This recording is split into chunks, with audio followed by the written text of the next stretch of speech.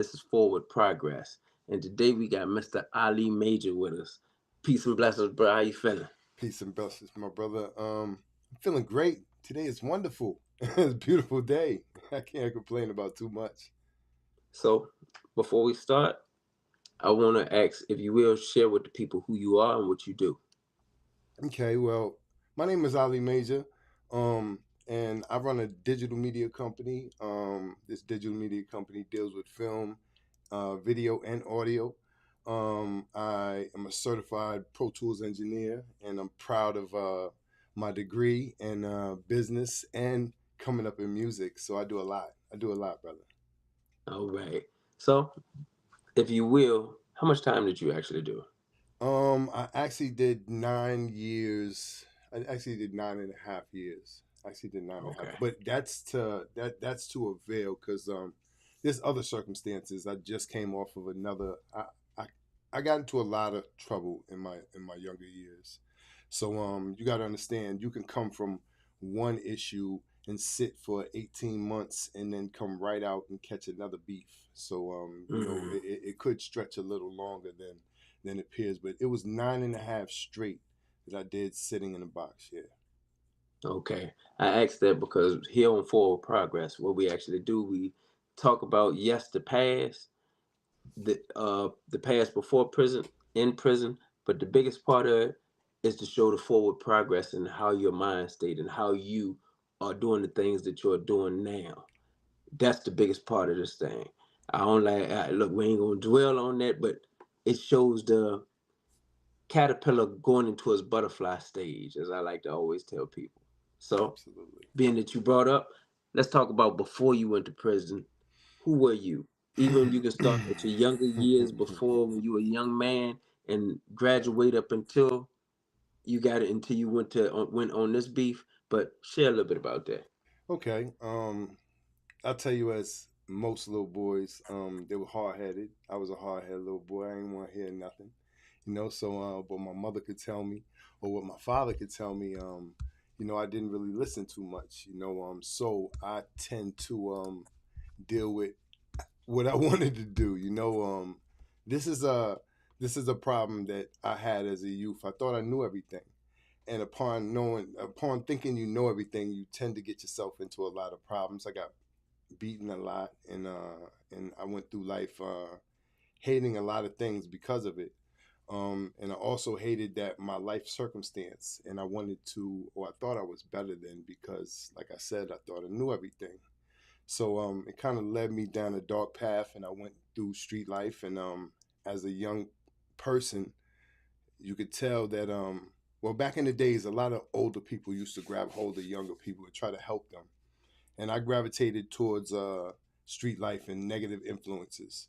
And these negative influences led me to learn different tactics and different ways to make money. It was all about making money. You know, you were a broke little kid, and you're trying to make something of yourself. And that's really what it was about as a child for me. You know, my mother wasn't the richest person. You know, I don't come from a truly poor family at all. But my mother wasn't, showering me with things that the other kids had, excuse me. But yet and still, I had a good life. I had a good life as a kid. I just chose bad decisions for myself. You know what I'm saying? You You kind know, of you sort of kind of wanted things that you wanted the glitter out that was outside the absolutely. house instead of understanding that sometimes what our parents, because I understand it from that same standpoint. My parents, I had homeboys that got everything, but when it came to me and my parents were older, so I ain't come from a poor background, but I didn't get everything I wanted, That's right. or some of the things that I seen outside. That's But right. I had it good, to be honest, and didn't even understand it. I got into trouble because of it. I was in a school in an area where what you had on debated on how your popularity ran. You know, and people made jokes, people wrote on people, people did things, they played pranks on people, things like this. And if you didn't stand up for yourself, then it was going to keep happening. And I was just a kid who was, like I said, I didn't want to get abused. I didn't want to be victimized, and I was one that would fight back. And that was my youth. That right there was my youth, because it wasn't like I was trying to be bad or I was trying to do anything. It was like this is what I learned on the way to growing up. And these things, they may have been negative, but yet and still this is all I knew. That's all I knew how to do. That's all I knew how. I knew what I seen from my mother or my father, get the job, and then you wait 2 3 weeks before you get your first paycheck. But what about people who need to eat right now? And I was one of the people who wanted to eat right now. I didn't want to wait. I didn't want to glorify waiting. I wanted it right now. And what brought me to it was, street shit. So, being that you brought this up, when was it when you, I guess you could say, started like really getting in trouble with the law? I I think I was like think I was like 13, 11. Yeah, somewhere around 11, 13. I was running away at 11. So I think I was caught in a mall somewhere, and me and my homeboys, we were stealing all kind of jerseys and shit. So it was probably like 11. I was young. I was real young. I was young. I'm telling you, I was hard headed. So, yeah, that's what we did. Started doing little things like stealing, which led, I'm assuming, to selling drugs, uh, maybe robbing a little bit. Yeah, that's pretty much the format. That's pretty much how shit go. You graduate to different things. You meet people who do different things, and upon meeting, they introduce you to new steps.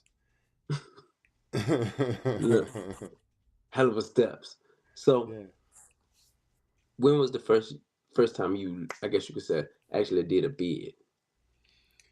Because I heard you Um, speak about the 18 months or certain stuff like that. I mean, I did a bunch of juvenile time too, so it's I understand juvenile time, but I know juvenile jails is harder than prisons. Like it's really it's battlefield. Gladiator Yeah, schools. exactly. So I mean, I'm a bad person to ask when the first time I did a bid, because I did a bid. Well, I did a year stretch inside of a juvenile. It was 8 months to be exact inside of juvie, and that was hard. That was a hard stretch inside juvie. And then when I went to 18, that right there took off, and they treated me as an adult before 18. Actually, I was 17, and they treated me as an adult. And that was in Jersey. I did a three flat in I went to Yardsville.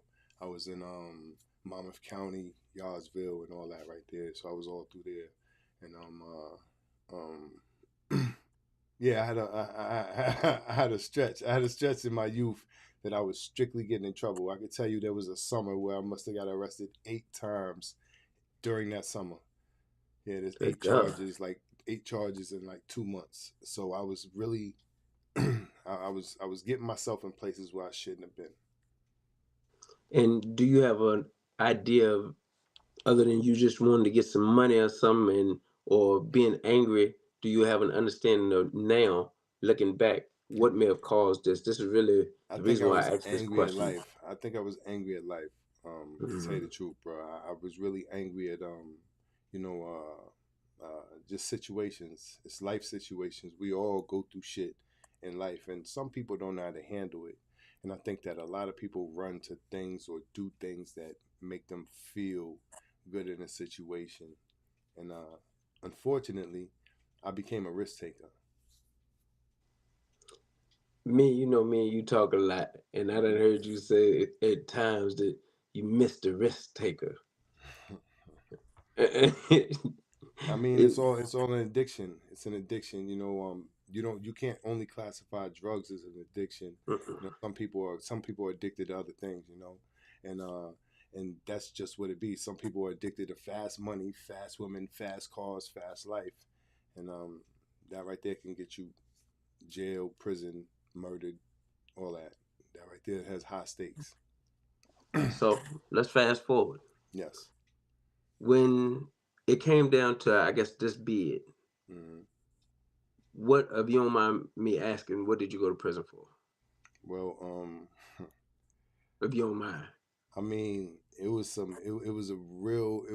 really spontaneous it was a really spontaneous thing, man. Robberies can happen really fast, and you don't even know it's happening, but it's happening. You know what I'm saying? I don't know. I can't explain it no better than that.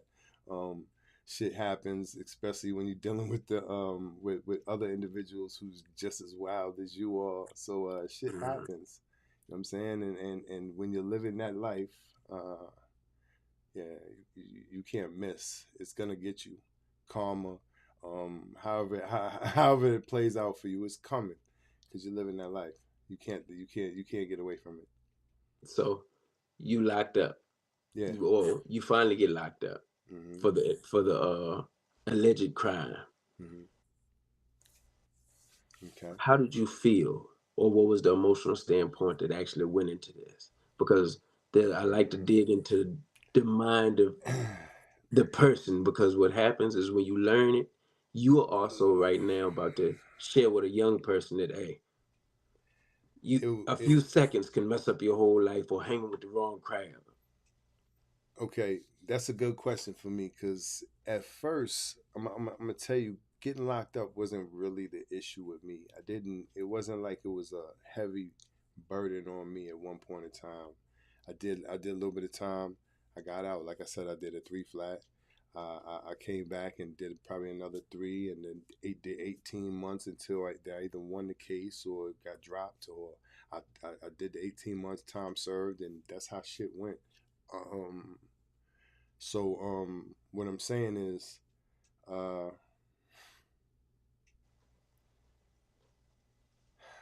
how I felt was I felt devastated, man. Everything right there was crumbling around me. Um, I can remember trying to get everything situated from prison, and it was really hard. I had to write, I had to write people. I had to try and call people on the phone. People wasn't answering on the phone because it's when you expect it. See, it don't become when when you expect. It's when they do it. Then when you're in prison, it's two different things. When you're out, you can go get it done. But when you're in prison, you're sitting behind a wall, you're behind a phone, and you're reliant on the people around to do the things that need to be done. Um, so I was devastated at the time. I really had a lot of felonies on me, and I had just got out of another. Right before that, I got picked up in Florida off another beef, and they brought me back to Connecticut, and I sat, and then they let me out. They let me out on pretense, like a special, like a special parole, something like that. They sat me there, and during that time, I got in more trouble inside that area, Mhm. and then that's when the new charges came. So that's when I tell you it's been longer than 9.5 years because I've been dealing with that for at least 13 years. But yet still, uh, it's hard, man, and I was devastated. It really fucks with your mental, and you go through anger, you go through a lot of aggression. It's a really dark place you fall into, really dark place. So they gave the day that the judge gave you time, they actually gave you how much time all They actually, well, altogether it was 17 years. Altogether it was 17 years. Special parole included, it was 17 years. so he didn't clack the joint, gave you all this time, counting special parole, and in your mind, I'm gone. Devastation. Yes. It was 20 Pe- flat. They either wanted 20 flat or that special parole. That's what they wanted. mm. Yeah, that was the offer that they gave me. And I don't like special parole, so that was a big problem for me at the time. But I wanted to get out. I didn't want to sit in there. So taking a 10-year sentence, a 10-year damn near flat, but with special parole hanging on the back end, and 10 years could change a lot, man. 10 years could change a lot. So Literally. yeah, so that is exactly what happened to me. And while you was in there, tell me a little bit about the stuff that you encountered. Some of the Um, stuff you may have seen, some of the stuff that changed your life. I mean, this time it was more heartfelt, man. I felt it more because I'm getting older, and then the people around me were getting older, and they were doing things that I never did. So it's more that really sunk in when I see my cousins in Switzerland, or they doing good things, and I looked around and I seen myself with blocks and bricks all around me with one little slit as a window, and I was like, damn, that's my vacation when I look outside the window. And that's what it was. In some spots, some people get happy when they see a deer walking in the forest outside the prison, and that's because we don't really get to see shit. You know what I'm saying? And some people sit in there and they really don't. I remember one time I was in a prison where I didn't see grass. When I Mm. first got out and I seen grass, I thought it was so beautiful. That was the first thought I seen. And uh, the mind state in prison is a whole different monster. Especially when you've been there numerous times or over and over again, it becomes natural, and then that right there leads to somebody being messed up in the head. When you first got there, I'm pretty sure the anger was still there. Absolutely, absolutely. Uh, Not only just the anger, the devastation, all this is still there. So, how long was it before, I guess you could say, something changed for you to say, you know what, I got to do better. I got to put some work in on me in order for my lifestyle to change and for my life to get better. What occurred? I'm gonna tell you, just like I said on the last show. I had some really positive brothers around me. Joel and Saul is two people that I'll never forget. Um, uh, they both played different roles in how I started thinking, and it took about 4.5, 5 years, maybe 5.5 years before shit really started to sink in. By year 6, I was tired. By year 6.5, I stopped messing with everybody that I used to affiliate with. Um, the 7th and 8th year were hard as hell because I did stop messing with everybody and tried to change on a new leaf. And then and then yeah, right before I left, I got switched to a different facility. So I knew nobody. I wasn't really from out there, so I didn't really know anybody from there. I know a couple people, but the place I was in, I don't really know anybody, so it made it hard, but a little easier to maneuver. So I'm saying, Especially because the other prisons that you came from, you knew people. yeah, well, exactly. When you sit in a prison for a long time, everybody know everybody. You know what I'm saying? So, but when you get switched, like seriously, when you go from a level, because I was in a level 4, and that level 4 was, I sat there for 4.5 years. But when they move you to a level 3 or a level 2, you go to a whole new environment. Like I said, I didn't really know people there. You see what I'm saying? So if I got moved from everywhere I knew into, they switch you into a level 3, and people in level 3s are dealing with lighter sentences. And when you're dealing with lighter sentences, they tend to get into more shit. Then you start getting back in the box. So I'm saying, when you go to a level 2, then you're really in the shit. There's drugs in the facility everywhere. You got plenty of options in this facility. Everybody fighting. All of this is going on. So that's what I mean when you get moved to a different facility. It's like your home. I had a home in a cell for at least 5 years. Mm. You see what I'm saying? And for real, I knew everybody there. At times, I had an industry job. It became normal habit. You know what I'm saying? All the captains know you. They know what the fuck's going on. You know what I'm saying? So it's really not an issue. If something really big goes on, then it's bad. So I'm saying, if they really trying to relax inside of level 4, they got so much. They ain't trying to. It's so violent in there. Everybody really just trying to chill. If something pop off, then it's really gonna pop off. Somebody really gonna they trying to hurt you, and that's how it is. In level 4s and level 3s, like I said, there are people either coming down off big bids who were just chilling in level 4, or they're new people who came in with light sentences and they trying to make a name for themselves. Sitting up in there, having to deal with the things that you dealt with. You said Raul and Joel, Not Saul and Saul and Joel. Joel. Yeah, They did instill some things inside you. absolutely, absolutely. It's just they made me Share realize some things. Yeah, they made me realize some things. share a little bit about these two brothers because what I learned from just being in is that iron sharpens iron, and sometimes you get gifts like these two brothers were to you, who come Absolutely. through and There's they drop others. these. There's others too, but those right there stand out. I'll tell you about 6ix9ine too.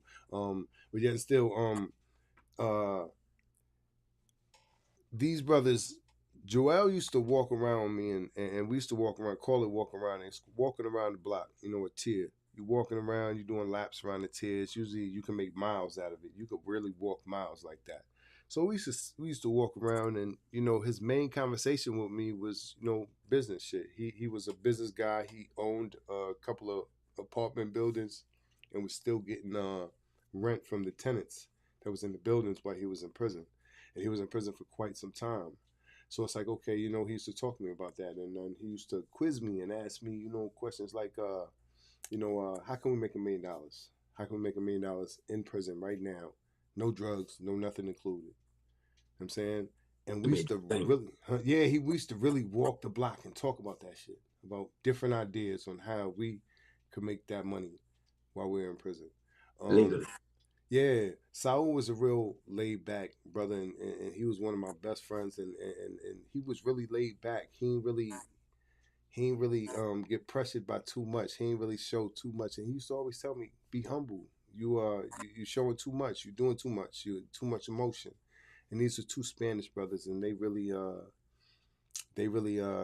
dealt with me and talked to me, and I never forget them brothers. They're very good brothers. You know what I mean?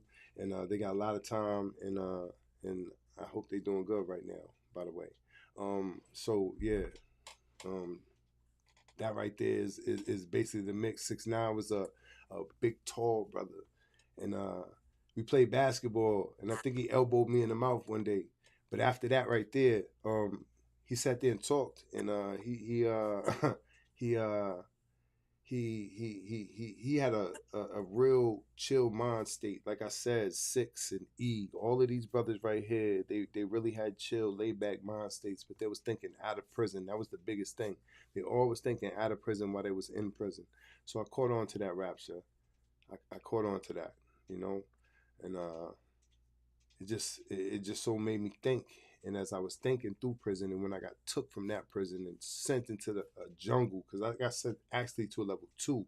I was in a level 4 for too long. They held me in the facility for too long, so I skipped over to 3 and got dropped into 2. And it was like madness everywhere. I swear it was like, yo, it was a whole different aura, a whole different jungle. Um, so uh I had to really separate myself from the bullshit, because the bullshit was going on all the time. It was always fighting. Somebody was always stealing somebody's shit. I had to always go. It was a crazy environment, as I said. And this is the environment that I would like to say that you had to grow from, Yeah, because yeah, you had already got the jewels. yeah, You transitioned over here, and over here you can do whatever you want to. Technically, look, you can get some bread yep, illegally, yep. but because of the jewels that my man put on you, how can we make $1 million sitting in prison legally? How can we you transition your train of thought, but you still had to work on yourself. So while you in the lower state, it became also, as you put it, a jungle.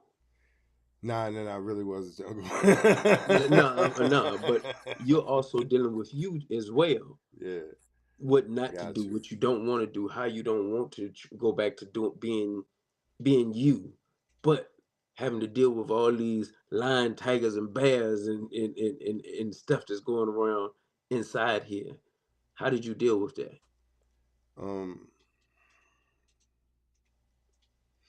I think by being optimistic, brother, I've always had high hopes and high dreams for myself. I've always knew that I had the ability to do a lot more than I was doing. I'm gonna say this: I never should have been in the streets. I never should have. Mhm. I was too smart to be in the streets, and I know that now. I know that through 2 degrees. I know that through everything that I'm working on. I understand that now. I understand that I never had to put myself in that position. to almost get killed, to go to prison, to do all of this right here. I never, ever, ever had to put myself through that. And I understand that this is how society is breeding people. And we're taught from young ages to want, the glitz, the glamour. Kids see these things on TV and hear about them and see other people who are doing these things and think that that's the way to go.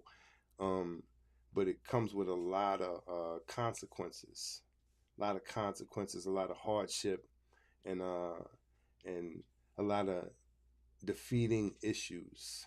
That's what I'm gonna Mm, say. Because jobs, that's what I mean. Defeating issues, jobs, getting higher placement in work areas.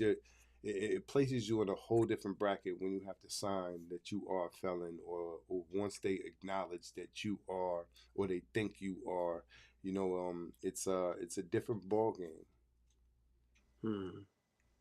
You know. So we're gonna shift again. Okay. The day that you got out.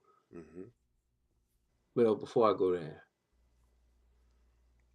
the mind state changed before you left prison. Yes.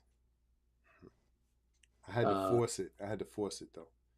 Speak about that.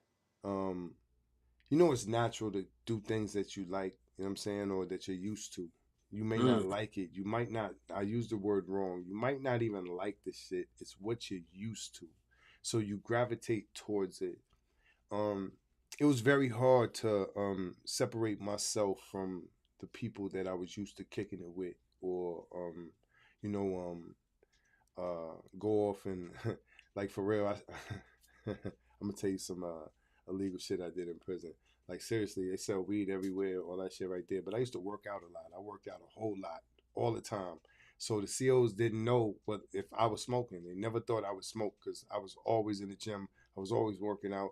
So so literally, like I stopped messing with everybody. So when I did come across some bud, like I would go off and I'd wait till everybody clear out the cube or everybody out the cell, and boom, I would actually I would actually have to do these things on my own, and I did that for to piece myself, and it didn't happen often. Like I said, I was in the gym, but like I said, I had to separate myself from everybody, and then I started doing that, and I started placing myself around different people. Once I started placing myself around different people, the people that you used to hang with, they come at you like you changed, or these things are a problem. Because I chose to sit over here by myself and not kick the bullshit and hear stories that's been like 8 years old or 3 or 4 years old. The same story they've been talking about since the beginning they came in prison. You hear that shit over and over and over again. I just got tired of hearing all of that. I got tired of hearing the gangster stories and the and how much drugs they sold and all of this shit. I got tired of hearing all of that. It got stale. It got old. So I started reading. I started watching NBR. I started watching a different shit, news programs, all these educational things. I started wanting to go to college in prison. I started doing new things. I'm saying it was different. I wanted new things. I wanted, there was a bunch of pictures I had of people in Egypt and people, like I said, in Switzerland and all this shit right here. So I would literally go through my pictures a million times because I wanted to change myself. and from what I hear, you've done so. Not Yeah. just it started, the seed started there. Now we're going to talk about this growth. Before we get to that part, though, I want to know about the day that you came home or the day that you was about to come home. What was the mind state? How did you I didn't feel? believe it. I didn't believe it was happening first. I didn't think I was getting out. I didn't think I was getting out so early. Um, uh, I didn't know. I didn't know about too many. There was um, a mass lawsuit and all that right there. I did not know all this shit was going on about crimes and all this shit. I didn't know the change was coming. So I think I got caught in that ladder. Uh, so it was a surprise to me. I really thought that they was gonna deny it at the door, and I didn't think it was coming. Um, uh, that morning that I was being let go, When they called my name, um, I was excited. I didn't really know what to think. I was dumbfounded. I found myself at an airport getting dropped off at the door and looking around, not knowing what to do. I'm saying I had a box in my hand, like a cardboard box with my name on it, with some tape holding it down. Mind going crazy, emotions rushing. Like I didn't know what to. I really didn't know what to feel. I really didn't. And everybody who seen me, it seemed like they could smell that I just came home. It just it had a different feel. It just was yeah, it was a different feel, whole You different didn't know feel. how to process. Yeah, this time, yeah, that time I really didn't know how to process it. Other times, it's easier to process when it's a 3 or 4 year. You going 3 years, okay, not much happens in 3 years, but when you're going 5, 6 or better, a lot of things change in the world. So now you done got home. Emotions probably done calmed down. You can kind of process this stuff a little bit. What was your mind state? I know you said you wanted to go to college while you was in prison, but now you're at home. I heard also that you got a degree. How did this stuff start coming about? How did the entertainment business start coming about? What pushed you to shoot for this? Or what drive did you have in the inside to say, yo, I'm about to come home and take over in the industry? Well, brother, to tell you the truth, I've been doing this even before I came home this time. I previously owned studios, but they were music studios. So this time, I came home and I knew I wanted to do something. So I looked at colleges and I knew I wanted to go to college. It took me 2 weeks to go to college. Um, pardon me. Excuse me. It took me 2 weeks to go to college. I went to college and I started doing business. That's a part of what I wanted to do. I knew I wanted to have a business and run a business. I just really coming from streets, you don't know whether you're doing business right. And so I really wanted to learn the correct way to do business. I wanted to know what they knew and how to run it right. So I decided to go to business school. I graduated business school in 23, yeah, 2023, and it was a wonderful experience. I fought a lot of hardships. I did a lot of crying. Excuse me. Um, but um, upon getting that degree, my school had funded a whole bunch of money to a music program, and my business details of music. And my dream has always been to have a certification in Pro Tools. I wanted to deal with music. I really wanted to understand music and understand how to manipulate it.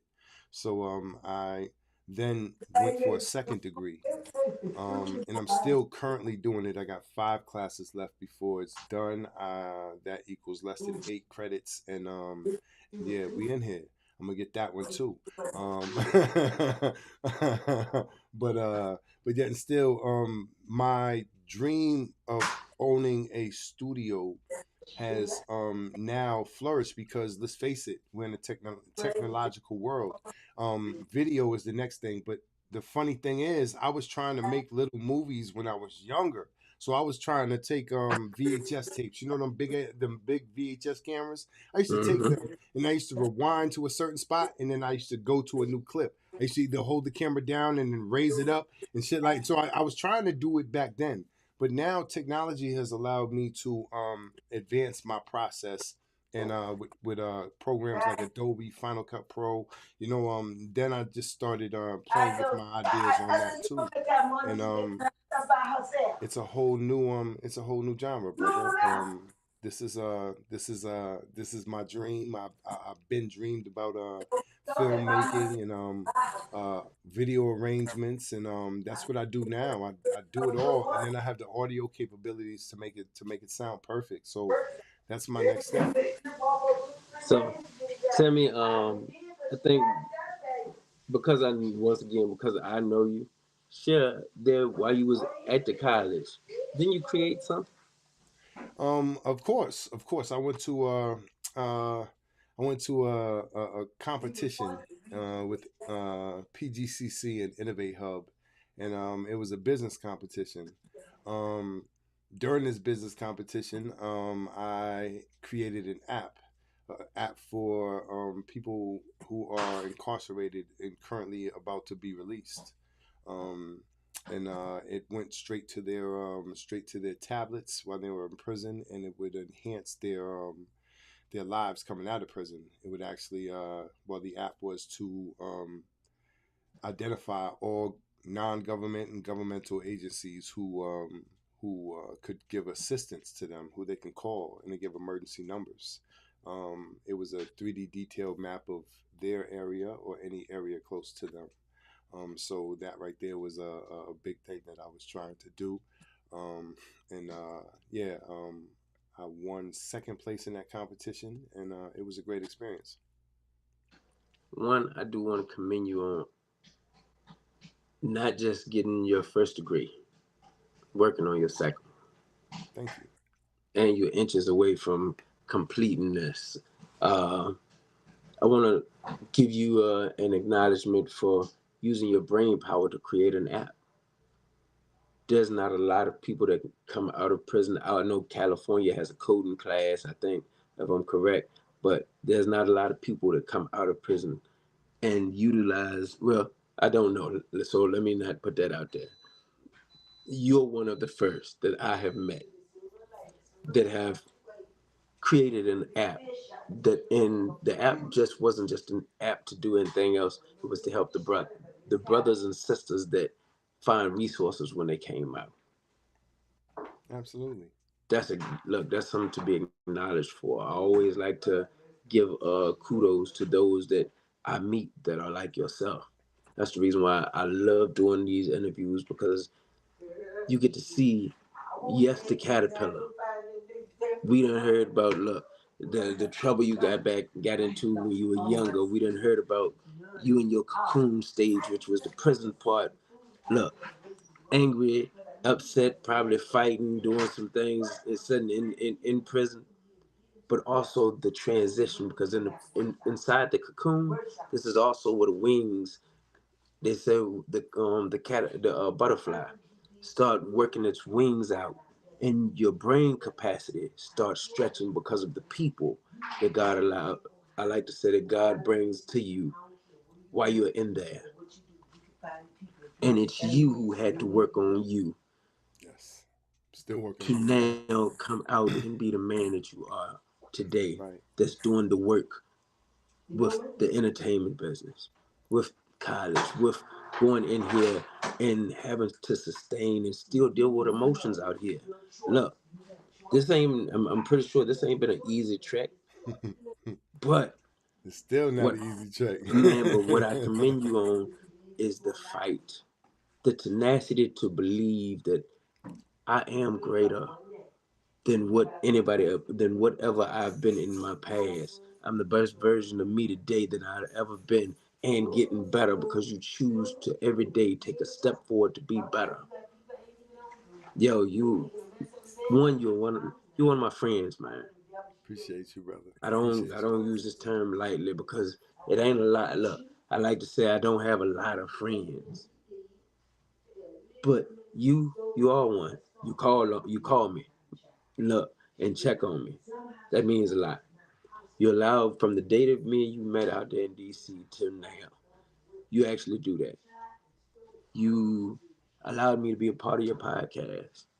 Look, you I admire you, Thank you, brother. I admire just you. straight up, for We both everything that working. you do. We Look, both this is we about both you on right the way now. to doing Look, things. Nah, ain't it? It's about us. That's what we gonna keep it about. It's about us. look, It's not just about one person. We need everybody to come together.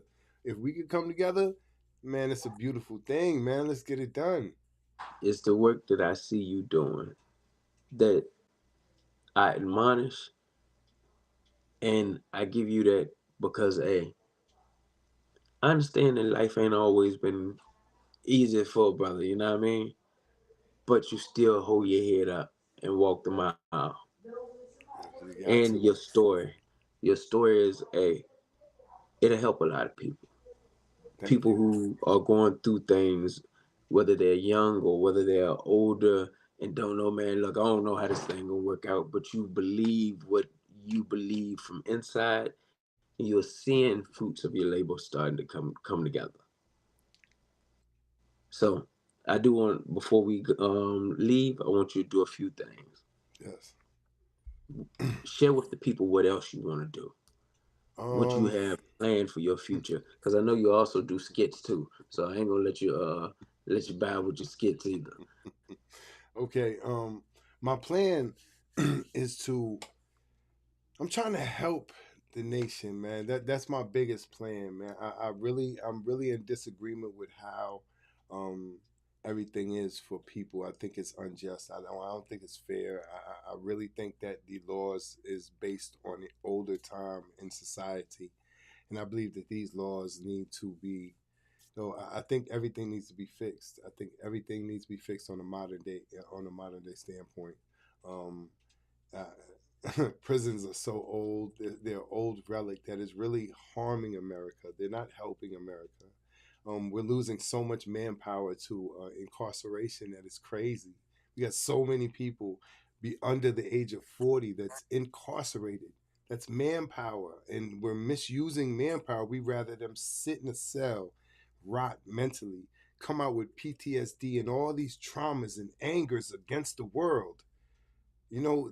That's what they're building. So I just think we're using things in the wrong manner, and I think that we need to smarten up. It's a new day, new age, and what those people had made in the Constitution before, man, that was based on a time of where you could downgrade people, ridicule people, belittle people, keep people down. Like seriously, this shit right here needs to stop. And that's my true travel. That's my true travel. I'm getting ready to start a broadcasting network called the Innovative Nexus. I got a lot of things coming up. The gag order has switched over. I have four wonderful ladies running the gag order, and we're getting ready to get them to take off.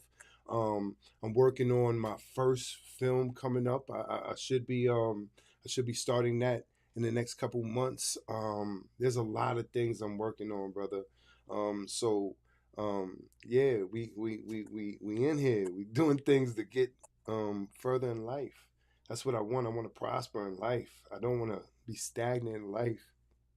Um, so the only thing we can do is try, like the little engine that could try, try, and try again. You know what I'm saying? And if life throws punches, guess what? You better learn to duck and keep trying. You know what I'm saying? Or take the punch and keep trying. Fuck it. You end up on the ground, get your ass up and keep trying. That's all we can do. That's all we can do. We can't give up. Giving up is not an option for me, and I hope it's not for you. So Promise not. yeah, that right there is key, brother. That right there is key. I was just about to ask you for a word of wisdom. I know you just gave one. Keep trying. But I do need another one because keep Okay, it's fine. trying technically was your word of wisdom, but Yes. I need another one. If you could Okay. tell a youth, somebody older, anybody Okay. who do need to keep going, what would Okay. you tell them I to would inspire them? I would tell them to go against the narrative. Try Mm. to at least go against the narrative. If you see something and if it feels comfortable, find something that feels uncomfortable and see how that makes you feel, and then try to get comfortable with that. Because the uncomfortable way is probably the best way to go. Um, Negativity breeds negativity, and it's so easy to go a negative way. It's so easy to be taught something that you can't be untaught. Like they say, you can't unread a book once you read the book. So once you teach something that feels natural to your body's gonna lean towards the shit. That's why sex becomes a norm. Sex becomes a habit because guess what? It feels good and it invites. But yet and still, it might not be as good as you plan it to be. So you just got to keep those things in mind. Go against the norm. Keep going and go against the norm. Look, so my name is Carlos Walker. This is Mr. Ali Major. and this is forward progress. And hey, we thank you and appreciate you, man. Thank you, brother. Thank you Once for having again, me on the show. for Thank being you. the person that you are and the one who will not stop until they get what they got coming. Look, we love y'all. Peace and blessings. Peace.